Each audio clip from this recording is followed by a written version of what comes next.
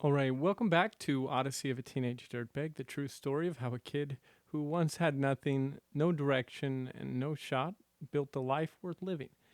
If you're new here, I'm glad you found us. This is a podcast about what it really takes to climb out from rock bottom and why it's always possible. So let's get into it. This is episode 2, Teenage Wasteland.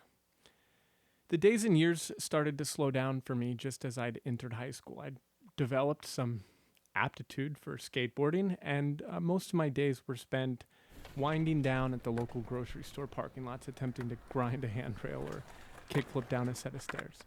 My friend Carmen's dad had built him a half pipe in his backyard, and so I would waste away my days scraping elbows and bruising knees over there for a while. But I started venturing down to the nearby parking lots until security guards would chase me away each day. It was really the first time in my life that I accepted the necessity of rebellion in achieving my personal goals. I wanted to be a professional skateboarder at the time, like Chad Muska or Tony Hawk, and those damn grocery stores and banks just refused to let me develop my skills. They would put up signs and set out security guards and call the cops, and I would learn each time how to better avoid them. And in a way, this was my first real exposure to the routine breaking of rules. And each time I did it, breaking the rules later down the road was a much easier experience. I'd learned that some rules were dumb and to just decide for myself which ones they were. And so it wasn't long before my summer nights included more significant rule breaking. I was working at Baskin and Robbins, scooping ice cream for extra money. I was 15 at the time, and my parents had a vacation planned out in eastern Washington at Banks Lake.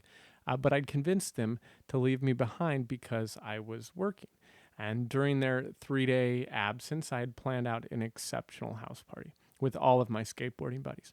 The truth is, though, we were freshmen in high school, and so we weren't particularly socially connected at that time. So, despite having obtained a few cases of beer and having a safe place to drink, we only managed to get about 8 people to come over to our party. But it was the first time I'd experienced the sensation of being drunk. And it was like a total release for me. I remember running down the street in pure bliss, enjoying the air on my naked body while all of my friends chased behind, yelling, "Mike, are you fucking serious?"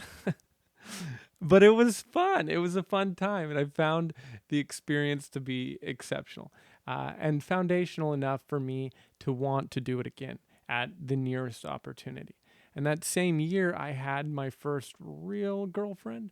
I say real girlfriend because while I'd had 2 girlfriends before Tanya, Audrey and Heather, they don't really count. Heather and I dated when I was in the 8th grade, and I was quite honestly obsessed with her. She was my crush that entire year. My mom wouldn't let me have a girlfriend until I was 16, though. And so Heather very much was a secret love. We didn't have cell phones, again, landlines and whatnot. And so whenever I called her landline, her dad would answer first. And so most of the time I would just hang up. But occasionally we would talk. But I do remember Heather was the first girl that I would just lay awake at night and pray to God, saying, "Please, God, let me just please marry Heather. Please, I will do anything if she can be my girlfriend forever." Uh, and I was even named a video game character in one of the Final Fantasy games I was playing at the time after her. And so each time I would play the game, her name would come up as one of the characters on my party. So I was obsessed. And ultimately, my brother ratted me out to my mom that I had a girlfriend before I was 16 and allowed to. And so she made me break up with her. I still tried to keep it going for a few months, but after a while, she just broke up with me anyway. So we had never kissed, and that's sort of my minimum criteria for being an official girlfriend. So again, Heather doesn't really count. But Tanya was a real girlfriend. I think it was the first time I experienced love in that sweet and very youthful kind of way, where you're just completely overtaken. I was totally captured by my adolescent love for her. I would walk to the grocery store each day and use the money I'd earned at my job at Baskin and Robbins to buy a Sprite remix and a pack of Starburst candy to bring to school the next day for her. And we would cuddle and kiss sweetly on the couch after school. But I wasn't brave enough to make out with her. I was always like afraid of being a bad kisser since, I don't know, 90s movies and television had sufficiently convinced me that being a good kisser was a significant priority for women at the time. And so I was afraid of swinging and missing. But Tanya didn't seem to mind and was just as affectionate back. And we ultimately broke up because some friends of hers who rode my bus had told me that she was grinding with other boys at one of the high school dances that I couldn't go to. And she denied the rumors vehemently and broke up with me for being jealous. So it's all fair. But I was crushed at the time, and that was my first lesson in jealousy and love. She tried to rekindle our connection later that summer, but by that time I had sort of moved on. And, that's how young love is. I was already a poor student before I got to high school. I'd spent the years leading up cheating on math assignments by using the answers in the back of the book every single time. So naturally, being the pretty bright kid that I was, I could bullshit my way to a C with about any assignment or test if it allowed for any measure of subjective inputs. So I'd been coasting and learning nothing for a really long time, attending classes for friendships and being forced to take summer school each summer to catch up on any lost credits. There were times in summer school when I would get accused of cheating because my work product was more sophisticated than my peers. I remember one time a teacher pulled me aside and asked me what all the big words meant in my essay, like adamantine. And she was trying to catch me ripping off, someone else's work. But I knew all the big words. And then she later, bragged to another colleague about my writing once she was convinced that I actually had written it. And so I was proud of those kind of small moments like that. But it still only allowed me to pay attention as much as I had to. I still lived my life from one crush at a time at that time. And so each motivating crush helped me to work harder to earn money for, dates or new clothes. And each crush inspiring me to reinvent myself in any newfound way that I thought would be they would finally deem, trying to reinvent myself in any newfound way that I thought would finally deem me to be worthy of the word cool, which was very important to me for most of my teenage years.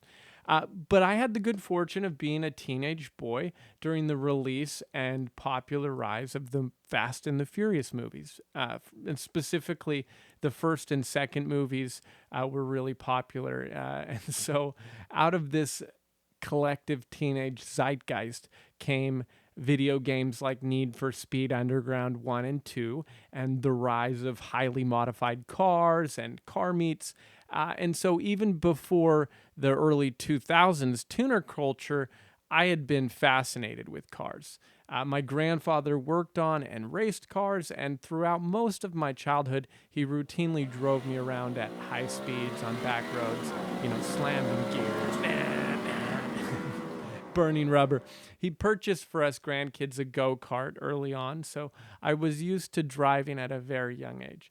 I remember being as young as maybe 10 and taking his Nissan Pulsar 5-speed to the mailbox a mile away and back, and so I was comfortable behind the wheel at a young age. My grandpa had loved NASCAR, and he had encouraged me to take time to appreciate all things motorsports. So really by the time I was 16, I don't think I cared about anything more than cars, except for maybe girls. My first car was a brown Subaru Legacy, but to me, it might as well have been a Ferrari.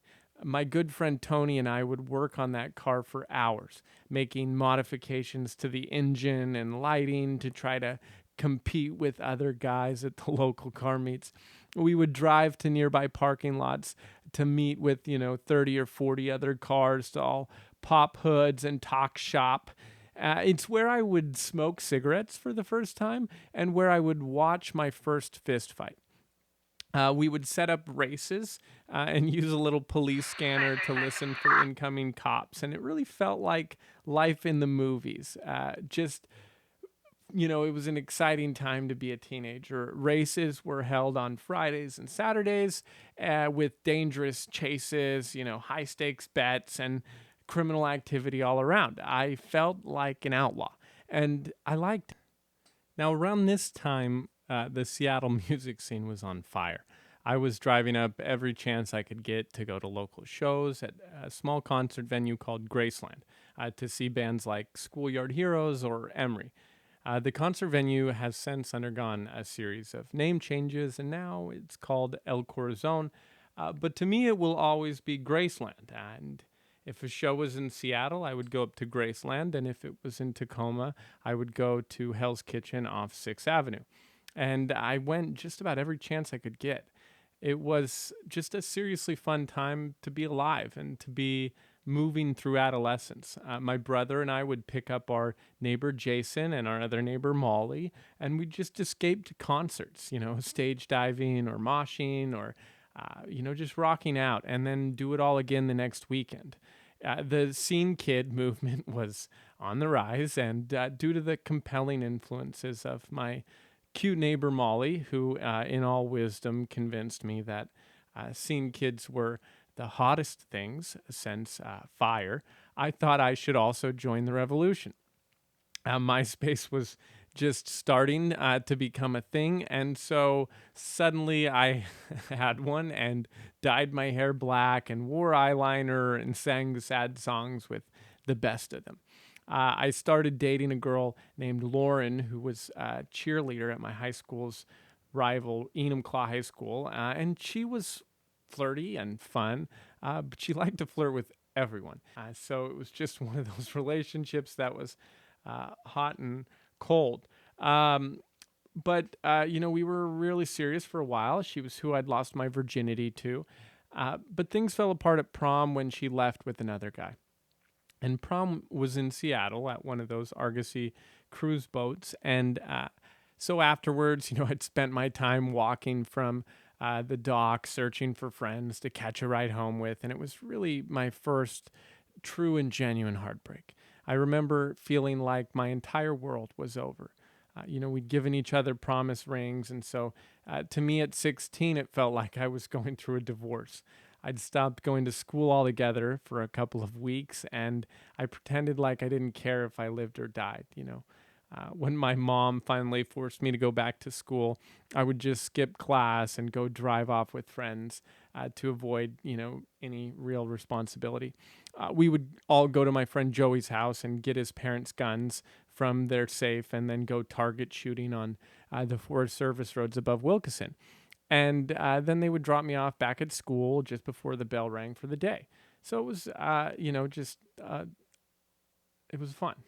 And I remember it was a few weeks into the breakup with Lauren when I was sitting around my friend Jordan's music room with a group of friends. And Jordan had sort of an assortment of drums and guitars in this felt-lined room with soundproofing where we would sat crisscrossed in a circle on the floor, and they were all smoking a bowl of weed, and I'd been around before when they were all smoking, but I'd always passed on it.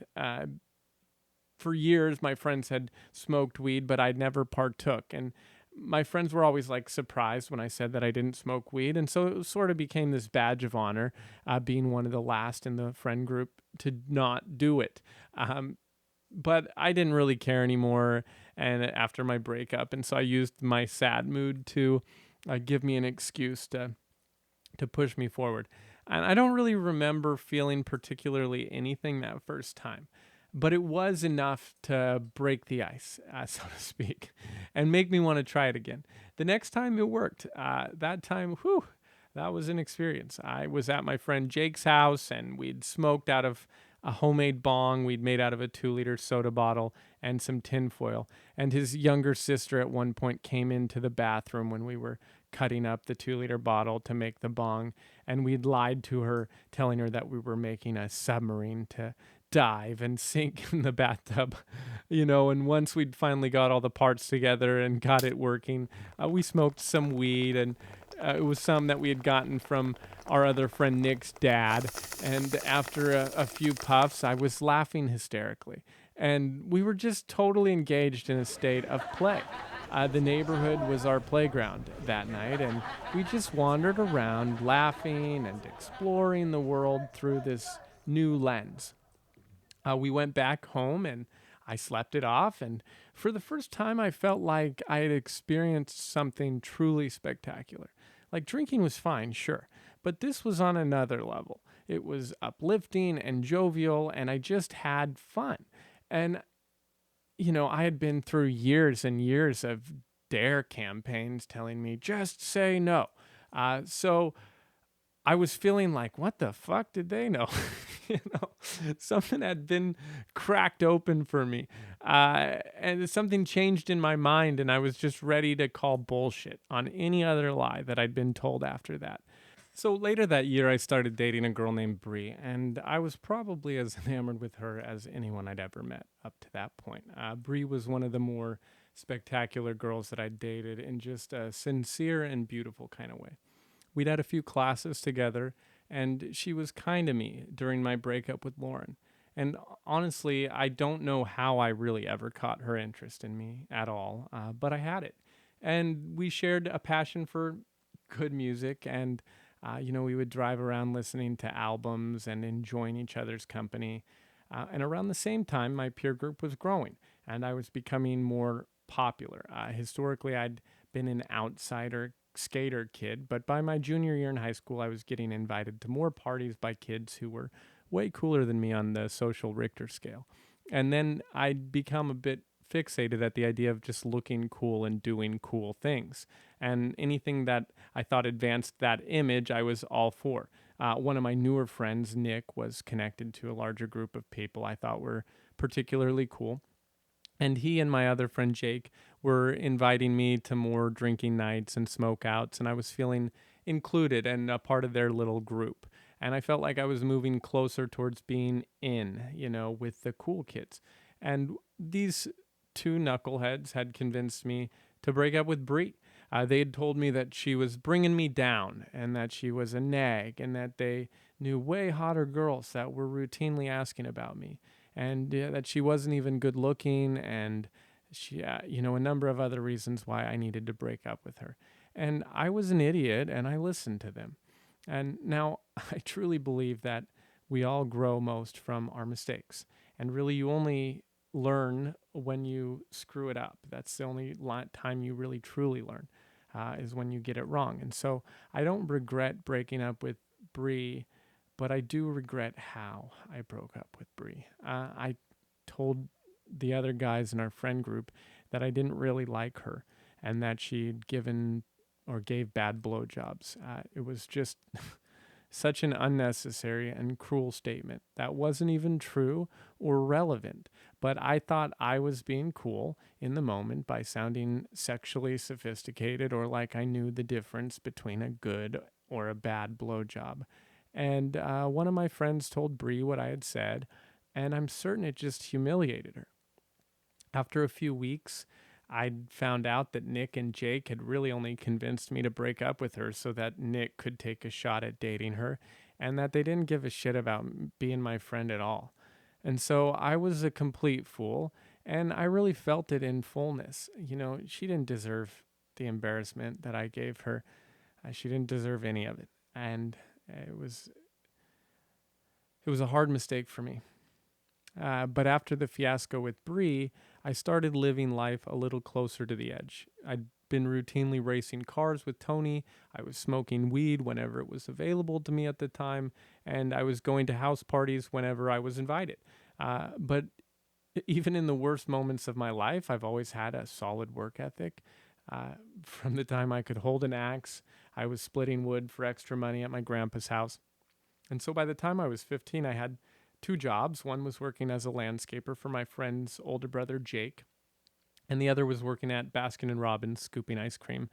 I was unfortunately fired from my Baskin and Robbins job after donning plastic cups as armor and using cake spatulas as swords to have a frosting battle with a colleague of mine. We had cleaned up the walls, but forgot to look up, and so the owner was very pissed off when he saw the frosting splatters all over the ceiling. Uh, like something akin to a Sistine Chapel painting by Nickelodeon.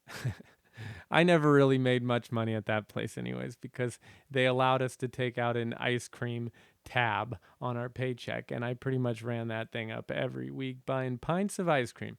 So, say la vie to that job, but I learned an important lesson at that job. Not everyone has a sense of humor. And so I wasn't overly dismayed when I had to look for new work. Growing up poor had made me resourceful, and it wasn't long before I'd figured out ways to earn extra money. Initially, I'd taken a job at Wendy's, working the grill, but it wasn't really covering the costs of gas and food and weed with just after school hours. And so my friend Casey and I developed a pretty good little scheme for earning extra cash between paychecks. We would go to Walmart and load up a shopping cart with all sorts of random goods. And then we would go to the DVD section of the store and load up the cart with about 20 or 30 of the newest release movies.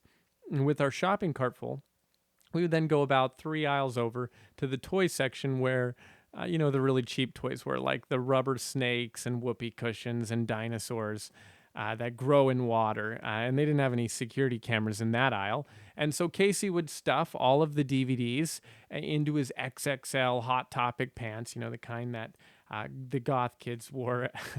I would then continue out of that section with the shopping cart, meandering the store while Casey went into the bathroom with a pair of scissors. And he would crack open all of the DVDs in the bathroom and remove all of the small little metal sensors that would otherwise beep if you tried to, leave through the doors without pain. And so once all the sensors were removed, Casey would put the DVDs back in his pants and walk out of the store. I would then abandon the cart and leave the store through the other door. And once we had all of the DVDs out of the store, we would just go up the road to GameStop and sell them for cash. When we pulled this scheme for a while, I mean, it was a pretty good little scheme when we never got caught, but eventually GameStop got wise and stopped buying our DVDs. And so, after shoplifting for a bit, I had decided there was probably lower risk ways to make an extra buck. After all, I spent most of my extra money on weed, so why shouldn't I just supply myself? And I thought, I might as well supply everyone else in the area while I was at it. So, the first ounce of weed I bought was from a big Samoan guy who would end up being my source for a little while. We'd meet at a Fred Meyer parking lot, and I would, have my trunk already popped open before he'd arrived, and he would just get out really quickly and put the weed in my trunk and then sit in the passenger seat and grab some cash from me and count it out. And leave. And, it cost $280 an ounce for his weed at the time. And for the first few ounces, I really made no money, absent having just a few extra bowls to smoke and some gas money. The weed was high quality, but, too expensive. And nobody wanted to buy a 1.5 gram dub sack. And so later I found another guy who sold me an ounce of really swaggy, shitty weed, but it was $180. And black market prices were about $10 a gram with 28 grams in an ounce. And so I figured that if I sold an ounce or so a day, I could make about 100 or so bucks a day. And that was pretty good money for me at the time. I would package my weed with little paper fortunes, like little fortune cookies, to try and gain some notoriety. But really, it was all just fun for me. Living on the edge of the law had become pretty routine at this stage of my life. And I would spend most of my days going to school for a few periods, skipping class after lunch, selling weed to my friends in and out of class, and then going to the skate park after school and selling more weed, and then going to the parking lot at night to race cars and sell more weed. I wasn't flushed with cash, but I always had money for gas and a good time. And at 17 years old, that's really all you need to get in a lot of trouble. My friends and I were all just pushing our limits. We would start fights. We would steal from the store, run from the cops, race cars, and then do it all over again. And I remember the first time I got arrested, I was at this party in Puyallup. I had I had been drinking first at a bonfire way up in Eatonville with some friends, and then we'd all gotten invited to my friend Zach's apartment and closer to downtown. I was drunk before I'd even left the bonfire, as I was drinking Red Dogs, I think, and I'd even tooted some cocaine that a friend had brought along. And I hadn't done cocaine before, but I was drunk and he offered, and so, when in Rome. And before I knew it, I was riding in the back seat of my own car down to another party across town. And I remember just having a great time, blasting the stereo, the whole drive down. I was making out with a girl I just met in the back seat. And then suddenly we were there at Zach's house. I went into his back bedroom with the girl from earlier when suddenly this loud knocking came from the door with this announcement that it was the police. And at this point, anyone who knew anything about partying knew never open the door to cops at a party. You turn the damn music off, you turn the lights off, you let them knock on the door all night if they want to, but never open the door. But this night of all nights, someone opened the door and the cops burst in. And I was on the second floor of the apartment. And I remember at the time thinking, God, jump off the balcony, dude. But I hesitated, thinking maybe the cops would just be nice and let us all go. So I stayed put after all. And my hopes were dashed when Johnny Law rounded us all up and made us form a line to start breathalyzing us sort of one by one. And I blew way over the limit, and they threw me in the back of a paddy wagon with the rest of the group, and they drove us to jail and held us in sort of a holding tank parking area outside where it was super cold, and then they took us inside for processing. They did the whole fingerprinting thing, and then they made us dress down and put on jail clothes, which consisted of an orange scrub-like outfit and flip-flop sandals that we all called Air Jerusalems. And I had to come down off of cocaine that night in jail. It was like one of the more miserable experiences of my life to that point. I was freezing cold and sitting in this concrete room with a few other guys with blue gymnastic mats stretched out across the floor to sleep on. And I attempted something like sleep, but the fluorescent lights above never went out, and so it was impossible. It was a wretched visit. 1 star. Would not recommend. The hosts were okay, but I guess.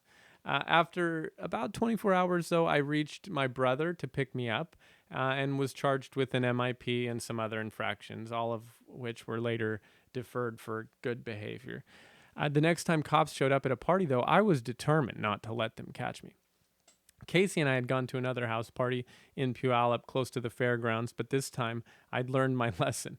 I was on the rear balcony holding a beer in one hand and a cigarette in the other when sirens and flashing lights arrived on the scene. I'd saw police move through the house from the sliding glass window, which meant I really only had a few moments to think about what to do next. So I jumped off the balcony. And to my regret, this balcony was about 3 floors high and above an enormous rolling hill. I just plummeted like a stuntman into the landscape below, and luckily my intoxicated body was limber and I just collapsed like a puppet whose strings had been cut. And I tumbled down the hill a few hundred yards unharmed. And I remember coming to and looking way up at the house and the balcony that I'd just flown from, and all of the police flashlights were shining my way, scanning the brush and grass along where I had laid. And so I quickly pulled the sticker bushes and leaves over my body and just lay in the mud on the hillside. And flashlights moved over me again and again, scanning for any movement. And apparently in my haste, I had just abandoned Casey above at the party. And the police were looking for me so I could drive him home. But I wasn't going to be fooled again, and I remained in the mud, irrespective of their calls, until daybreak when I no longer saw any police cars around. Around this same time, I had switched high schools from White River High School to Sumner High School. The reason for the transfer was that I was failing out at White River and simultaneously getting into a lot of trouble with my extracurricular activities. And so my mom saw a transfer to Sumner as an opportunity to make new friends and better habits. But unfortunately, by that time, I was already pretty proficient at finding which of my peers were also engaged in the same extracurriculars. So I developed a knack for fitting in with the cool kids. And the more I partied, the more my social status seemed to grow. And so the cycle continued. I established a new peer group at Sumner pretty quickly with a couple of guys I know, Alex and Josh, who were in my weightlifting class. And they were both familiar with some associations from my peer group at the parking lot car club and through other mutual associations who worked with them at Kentucky Fried Chicken at the time. And so we were all fast friends, the lot of us, and I quickly found myself, pushing my limits even further. We were drinking more and taking wilder chances. Alex inevitably told me about a drug he had tried called ecstasy or Thiz, and how it was a fantastic fun time. And the first time I took ecstasy, I'd gone to KFC to meet up with Alex and Josh while they were closing and cleaning up the store. And we'd made plans to go to a party out by Lake Tapps where apparently other people were going to be there doing ecstasy. And so we'd downed a few tablets before leaving the store. And at that time, ecstasy was sold in these like pressed tablets or these little round capsule type shapes with a variety of different colors with a specific stamp or mark pressed into the tab that they might be a blue Louis Vuitton or a green Spider-Man. But that night they were blue Spider-Mans. And I remember waiting in KFC for something to happen. And suddenly there was like waves of euphoric rushes just kind of surging over my body. And I was just feeling this like rushed feeling like gravity had been just turned down or something. And everything suddenly felt spectacular to the touch. The handle of the door leaving the store, the fabric of the seats in my friend's car. The world was full of tactile sensations. And we rode in my friend Tom's Pontiac Fiero over to the party, and the music on the drive over just sounded incredible. We were listening to a burnt CD album of Trance Party Hits Volume 1, and I remember specifically when Toka's or I Need a Miracle by Phragma came on through the speaker. I don't think I had experienced like a more peak moment up to that point in my entire life. This is just like, whoa, this is fucking spectacular. And the music, how it felt, that the night outside, the lights of the passing cars, everything was just fucking spectacular. I don't know how else to describe it, really. I enjoyed every second of it. Once we arrived at our destination, we went inside and saw a party like I'd never seen before. Rather than the ruckus and debauchery and drunken mess-making over red cups that was atypical of the social gatherings with alcohol that I had been involved or invited to at the time, here there was this room that was dark, and folks were sitting around giving each other back rubs. And in the corner there was someone waving around glow sticks while two other people seated in front of them were kind of gazing at the lights with their heads together. And within a few minutes, I met this really beautiful girl with this frizzy curly hair named Demi. And she was rubbing my hands and kissing my neck. And I started kissing her back. And at the time, it was just the most supreme moment. I was totally captured by the experience and just swept up in the euphoria. This surely was peak living. The music, the vibes, the drugs, the sensations, it was all a softer kind of chaos.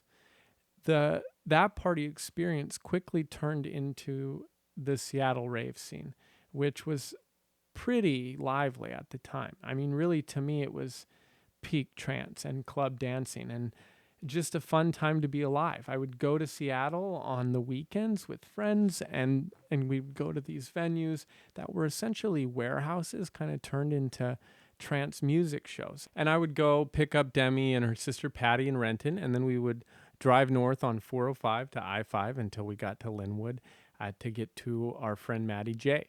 Then we would head south into Seattle for a night of ecstasy and dancing at whatever rave was happening that night.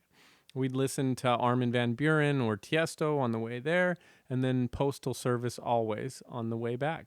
And at raves, I would dance, or I would sit for light shows, which was when someone would just twirl colored lights, a few inches from your face. Or you could get a sea breeze where someone would blow a Vicks vapor inhaler at your eyes to create sort of a menthol sensation. And people would also try to just get as close to the amplifiers as possible to feel the vibration. And the whole experience was focused on sensory pleasure in a way that you don't see at EDM shows in the same way today. We didn't really care about the DJ or who was performing. It was just being there and experiencing it. Demi was my crush at the time, and she was always out of reach. I would occasionally kiss her, and she would kiss me when we were both high, but sober, she was generally uninterested in me for the most part. But I thought she was spectacular, and the less interested in me that she was, the more I wanted her. I heard a saying once that said, "Never set yourself on fire to make someone else warm." And I wish I would have taken that to heart sooner. On my birthday, she invited me to pick her up, and I took her over to my house, and we watched a movie together, just me and her.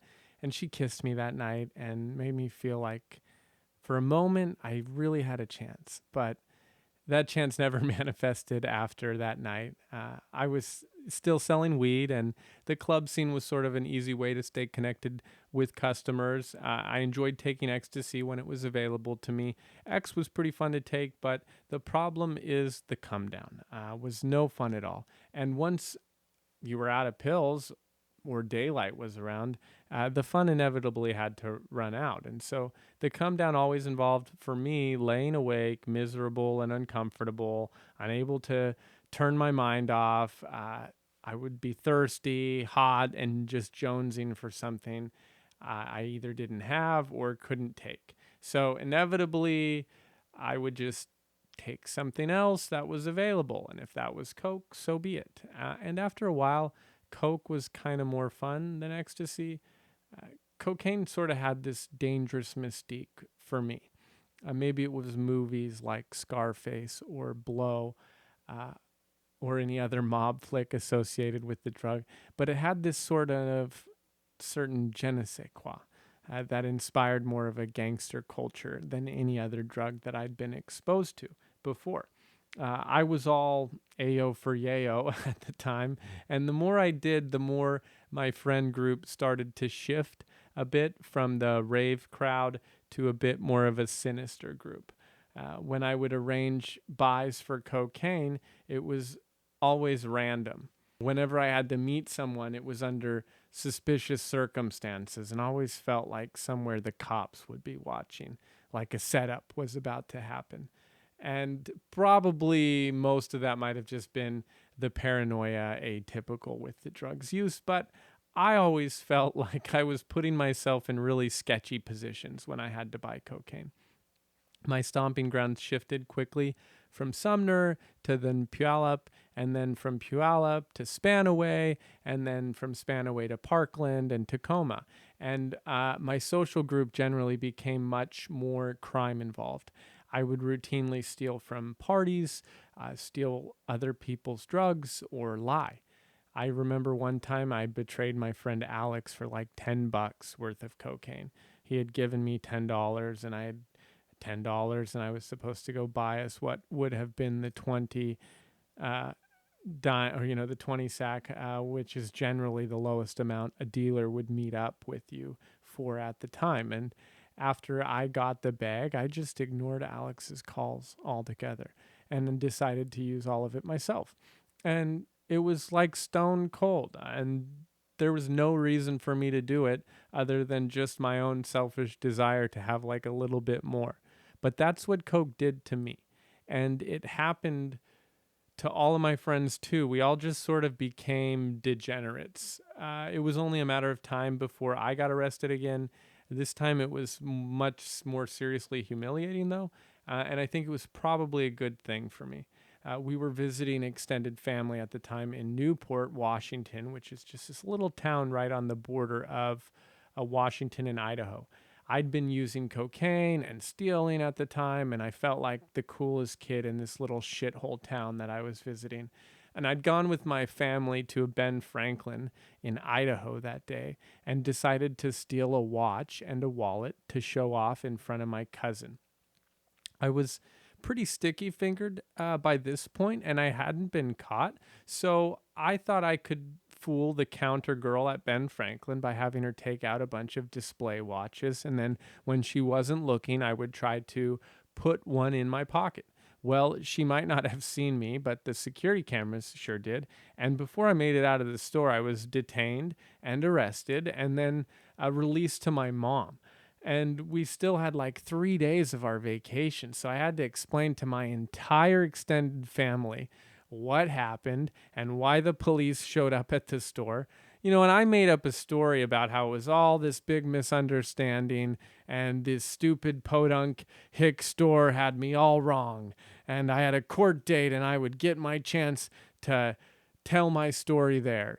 But it wasn't my first rodeo. And, my drug use from there just continued to spiral out of control. And by the end of my senior year, I wasn't going to class at all.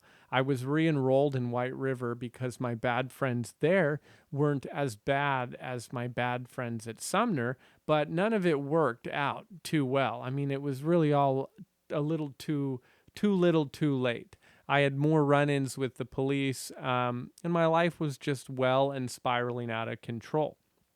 I'd nearly been arrested on Ording Sumner Highway after I was caught with an ounce of weed as a passenger in my brother's car.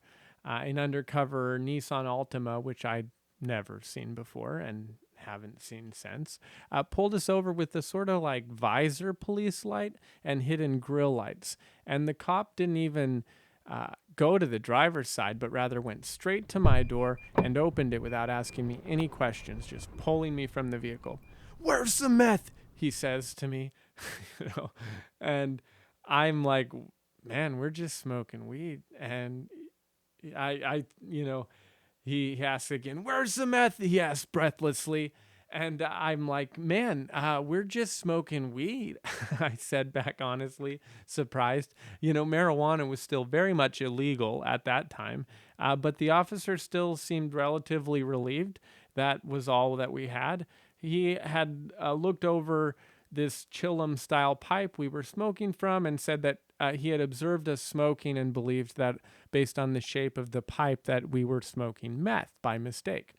And unfortunately, I had an ounce of weed at me at the time, and he had located it, and all the other passengers in the car, as well as my brother, all claimed innocence and that I had just started smoking it out of nowhere. Assholes, I know. But they tried to later justify it, that it was so that they could bail me out, which is plausible. So, c'est la vie. But the officer ultimately just made me stomp out my weed into a puddle of mud nearby, but otherwise let me leave on my own recognizance. And so I was grateful to have avoided any potential felonies, as really at the time it only took a determined officer and a couple of misplaced baggies and a scale for a simple possession charge to elevate to intent to distribute. The next time I was in big trouble, I was driving above Wilkeson on some federal National Forest Service roads with some friends when a forest ranger stopped my vehicle. He took everyone's IDs, and one of my passengers had a warrant for his arrest out of Oregon. So we were all quickly detained, and before he searched the vehicle, he told us that if we made him look for the weed, he would take us all to jail. But if we handed it over to him, he would just give us tickets. Now, I knew he needed a warrant to search the vehicle, really. And if I challenged the search warrant in court, maybe I could have prevailed or appealed on appeal I could have excluded some evidence during trial. But really, when you're in the middle of nowhere and you're detained by law enforcement, you're pretty powerless to what happens next. So I thought, all in all, it was a pretty fair offer on his part. I gave him over the rest of my weed, and he kept his end of the bargain. After a few weeks later, I received a federal charge for marijuana possession in the mail, and that was the rest was history. Meanwhile, a friend from high school had recently had back surgery and received a large prescription for Oxycontin. I offered to sell them for him so that we could both make some extra cash, and quickly I was selling them and trading them for cocaine. And so sometimes I would take Oxy, or other times I would take Coke, or sometimes both of them at any given party. And one night in particular, I remember feeling like maybe I'd taken too much of both and was getting really sick. I tried to puke it out, but my throat was all like numbed out from the cocaine I'd taken earlier, and I couldn't get my gag reflex to work. I remember just like trying to gag while my stomach was contracting and my skin felt cold and hot, and I thought I was going to die. I mean, honestly. And I really did almost die. I think it was probably the closest I'd come to passing in and out of this world up to that point. And after trembling for some time, I was able to kind of pull myself back together and return to the party. And I knew I was killing myself, but I just didn't want to come down or stop. So I kept it up for days on end. We would drive around from crash pad to crash pad, snorting up whatever cocaine had been, we had before, and then heading out to drive around and listen to rap music. And then we would do it all over again. And one time I even pierced my dick at a party after taking Xanax bars, amongst other things. The guys whose house we were at had several piercings himself. And he told me that his girlfriend could give me that specific piercing if I wanted it. And so, armed with the safety pin and some knowledge, we went into the bathroom, and she stretched out my willy and gave me a piercing just about halfway up the skin on the shaft. And I kept the safety pin in for a couple days, but I quickly realized that it was going to have to be replaced with an actual barbell, like jewelry from the body jewelry store. And the problem with that is that those have like a way bigger gauge than the safety pin. And I remember trying to put it in myself in the shower and failing. So I went to my gay friend Ryan's house and convinced his friend Kate to give me a hand. And I remember her trying to put the ring in, and then next thing you know, I just like woke up on the floor in a daze with my pants down. I'd fainted for all our efforts, but it was a success. And I would just, after that, I would show off my dick to pretty much anyone who asked to see it for weeks to come. I was always, chasing the next big rush at that time, the next big high. I remember we'd traveled to Portland because a friend of mine, Kira's brother, was a DJ at the time. And so we went to a show at this venue called the Heartbreak House or something like that.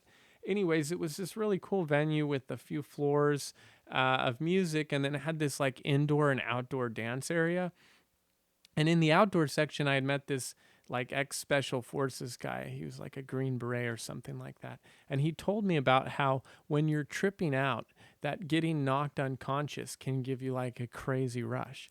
And he could just make me pass out right then and there if I wanted to try it. So I said, sure. And he just squeezed the arteries along my neck until I passed out. And I remember waking up on the dance floor outside with like several people hovering over me. And I was way higher than I was moments before. And it was like a rush. So I did it a few more times after and after. And then I went back inside to dance the rest of the night. And later we went to a local house to listen to ATV and come down. And that was just like another Saturday night for me. Later that month, I got the idea that I needed a gun for protection. And so I started shopping around with my friend Paul T. We had a connection to a guy in Tacoma through our other mutual friend, David. Paul picked us up in his little red Ford Focus sedan, and we drove out to this place over by 72nd to pick up a guy who was supposed to take us to another guy who sold the guns. And when we got there, this dude was shit-faced. I mean, drunk out of his mind on some like MD 2020, and was like telling us about how the FBI had been watching him for weeks. And he pointed out his window to show us this white contractor van parked across the street and said it had been there for days, casing him out. And I was like pretty freaked out, but I didn't know for sure if he was just like drunk and full of shit or if his concerns were legit. But he told us to give him a ride anyways, and he would set us up with what we were looking for. So we set out in this red Ford Focus, and I'm in the back seat with this guy. And remember, I'm high on coke, and we're all going to buy this handgun. And man, I gotta say, it all felt pretty wrong. The vibes were bad. Suddenly, this guy starts puking all over the back seat of the car, and it's like staining Paul's tan cloth seats in this vibrant Kool-Aid red colored vomit. And he manages, to bring himself under control long enough to point to us to pull over at this house 2 blocks up. We park, and he goes inside, and he comes back out saying he has a revolver for $500 and it's clean. And clean at the time meant that it hadn't been used in some murder or other crime. And before I could agree, these 2 state patrol cars like pulled up and across the street and just parked. And suddenly it all felt like it was a setup, or we were there about to get busted. And so I yelled to Paul to just screw the deal and drive. And so he takes off before we could finish the transaction, and everybody's pissed. And pissed at me because they think I blew this good deal that they worked all hard to set up and everything. But I just knew that something was going to happen. And so we got out of Dodge. And, everything had just spiraled well and out of control. I hadn't even graduated high school yet. And well, to be fair, I didn't have much of a chance at graduating high school without another year of classes to try to make up for all my credit shortfalls. I was facing criminal consequences for my theft charge in Idaho, and my mom offered to drive me to rehab if I was willing to go after secretly testing some pee that I'd had left unflushed in a toilet at home. And at the time, I think I was kind of begging for an exit, even if I wouldn't admit it. I had a sense that it was only a matter of time before, I was killed or had an overdose or landed myself in prison. Things hadn't been fun for a long time. And so I notified my teachers that I wouldn't be coming back to class for the remainder of the year. I gave my yearbook to my good friend Kristen, who promised to have my other friends sign it for me, and then I packed my bags and headed off overnight to Sundown M Ranch in Yakima for a 28-day stay in their juvenile rehabilitation facility. All right, thanks for listening to Odyssey of a Teenage Dirtbag. Every episode is another piece of the story, proof that no matter how far you fall, there's always a way back up. If this episode meant something to you, share it with someone who needs to hear it. Until next time, keep chasing the life you were meant to live.